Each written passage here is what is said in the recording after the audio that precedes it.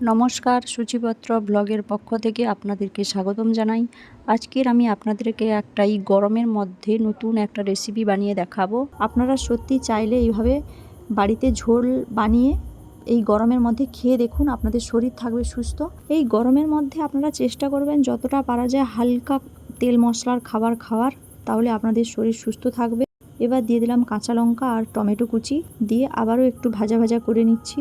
মশলা কষানো হয়ে গেলে এর মধ্যে দিয়ে দিচ্ছি সব কাঁচা সবজিগুলো। এর মধ্যে আছে আলু, ঝিঙে, বরবটি, তারপর কুমড়ো আর আছে কুঁদলি। এই কয়টা সবজি দিয়ে আমি রান্নাটা করব। একটু নাড়াচাড়া হয়ে গেলে এর মধ্যে দিয়ে দিচ্ছি অল্প করে একটু চিনি, স্বাদ মতো আছে। এবার প্রেসার কুকারের মধ্যে সব সবজিগুলো ঢেলে দেব প্রেসার কুকারের মধ্যে। আপনাদের যদি আমার এই ছোট্ট ভ্লগ ভিডিওগুলো ভালো লেগে থাকে তাহলে অবশ্যই আমার চ্যানেলকে সাবস্ক্রাইব করুন। এবারে দিয়ে দিচ্ছি মাছ আর মাছের ডিম, তারপর দিয়ে দিলাম জিরে গুঁড়ো, তারপর পরিমাণ মতো জল দিয়ে ঢাকনা লাগিয়ে দিলাম। কথা বলতে বলতে সিটি পড়ে গেছে। 15 মিনিট মতো পরে চাপাটা খুলে দেখছি।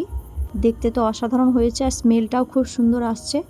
খাবারের স্মেলটা খুব সুন্দর। প্রেসার কুকারে রান্না করলে কোনো খাবারের স্বাদ নষ্ট হয় না। আজকের মতো আমি ভিডিও এইখানেই শেষ করছি।